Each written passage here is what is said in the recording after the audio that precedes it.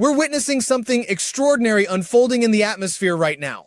A setup so textbook perfect for a massive storm event that when you understand the actual mechanics driving it, you realize just how critical preparation becomes. This isn't hype, this isn't exaggeration, this is atmospheric physics coming together in a way that happens maybe once or twice a season, and the result is going to impact millions of people across multiple states simultaneously. We have a bomb cyclone taking shape over the Great Lakes, and I want to walk you through the actual science behind this because when you understand what's cooking up there in the atmosphere, you grasp why this is such a significant threat. For those of us who study weather patterns deeply, this is honestly an awe-inspiring display of nature's raw power, terrifying and magnificent at the same time. Up in the jet stream, that river of fast-moving air high in the atmosphere, we're seeing separate energy streams that meteorologists call shortwave troughs merging into one unified system. Imagine two swollen creeks slamming together during a flood. The combined force is exponentially more destructive than either one operating independently. That's precisely what's happening overhead right now. These energy currents are syncing up with almost perfect timing, creating what we call a positively tilted trough that's digging deep and strengthening rapidly. That intensification acts like a giant vacuum cleaner in the sky. It literally sucks air upward, and as that air evacuates, the pressure at the surface absolutely plummets. When pressure crashes this hard and this fast, we get bombogenesis, which technically means the central pressure drops at least 24 millibars within a 24-hour window. This storm isn't just going to meet that benchmark. It's going to blow right past it.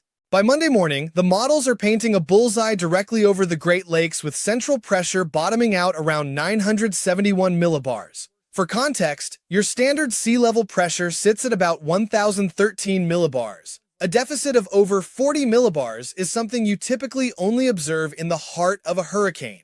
Now, don't misunderstand, this isn't a tropical system. The structure is completely different. But that barometric reading should tell you we're dealing with a serious atmospheric beast. By the way, if you'd like specific weather forecasts for your region or city, please leave them in the comments. I'll answer them individually as time allows. Also, if you like the video and subscribe to my channel, you'd be very grateful. Now, let's move on.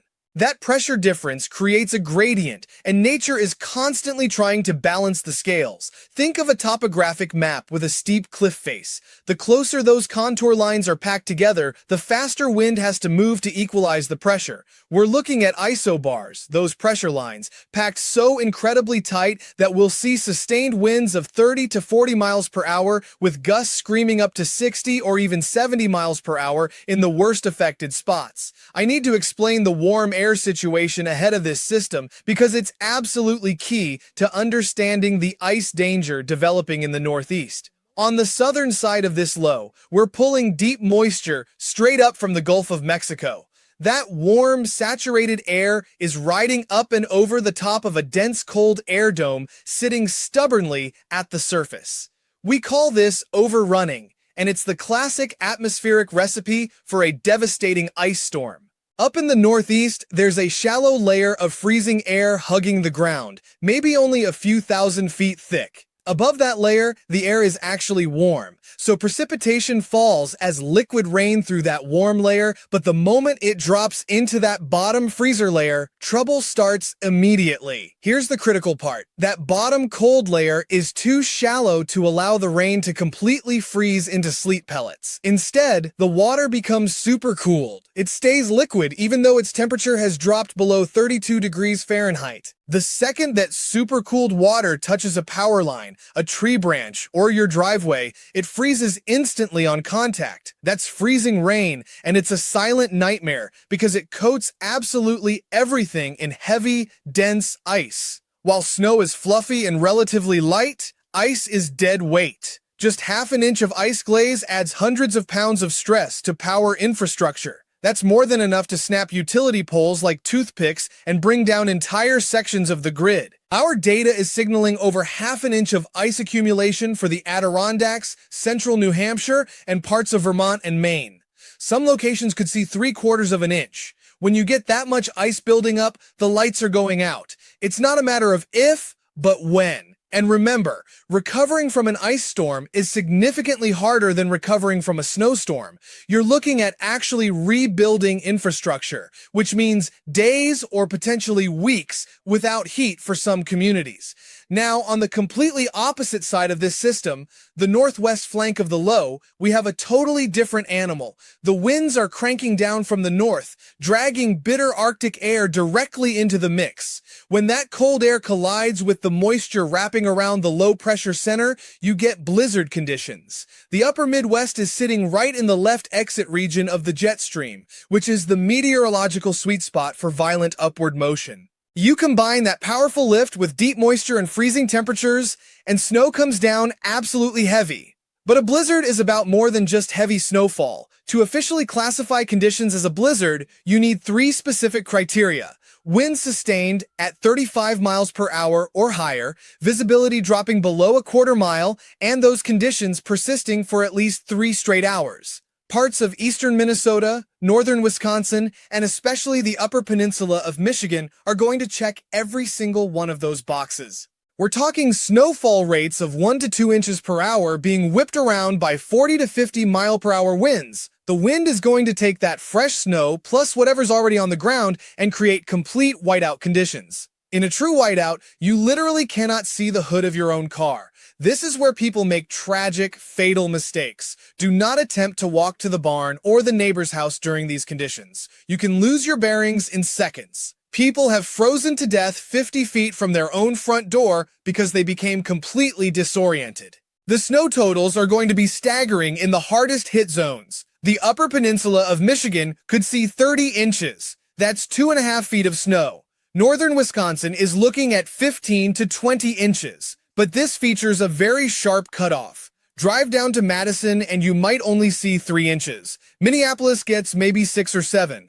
Western Michigan will see similar totals to the bullseye zones. When you drag Arctic air in the single digits over that warmer water, the temperature difference sparks intense rising motion in the atmosphere. The air acts like a sponge, soaking up tremendous heat and moisture from the lake surface, shooting upward to form towering clouds and dumping heavy snow. That snow gets deposited on the downwind shores, which is why folks in western New York and northwestern Pennsylvania get absolutely buried, while their neighbors just a bit east might barely see a flake. The engine behind lake effect snow relies on several key ingredients working together. You need a stark temperature gap between the water and overlying air. You need what's called a long fetch. That's the distance wind travels over open water. Wind direction matters critically because it determines who gets hammered. And the depth of that cold air layer determines how heavy the snowfall can become. With this system, all the atmospheric stars are aligning for a major lake effect event. We have a temperature spread exceeding 30 degrees Fahrenheit. The fetch is incredibly long, particularly for the eastern sides of Lake Erie and Lake Ontario.